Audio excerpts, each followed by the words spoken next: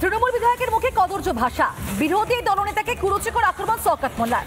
একটা সংখ্যালঘুদের গায়ে হাত দিয়ে দেখা, কত ধানে কত চাল তা ভালো করে বুঝিয়ে দেবো। কে বলেছেন?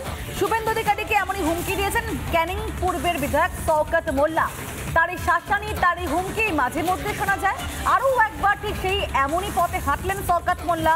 তৃণমূল বিধায়কের মুখে কদর্য ভাষা, একজন বিধায়ক তার মুখে এই ধরনের ভাষা শোভা পায় না, কিন্তু তিনি হয়তো সেটা বোঝেন না, তাই বারবারই এরকমই মন্তব্য করেন। বলছেন যে একটা সংখ্যালঘুদের গায়ে হাত দিয়ে দেখা, কত ধানে কত চাল তা ভালো করে বুঝিয়ে দেব। আর এই বিরোধীদের বারবার হুমকি দেওয়া, এটাই মনে হয় তৃণমূলের সংস্কৃতি। তৃণমূল কংগ্রেস আর শাখা সিঁদুর পরে শাড়ি পরে চুরি করে বসে নেই। আমাদের তৃণমূল কংগ্রেস কিন্তু তৈরি, এটা কিন্তু মাথায় রাখবে।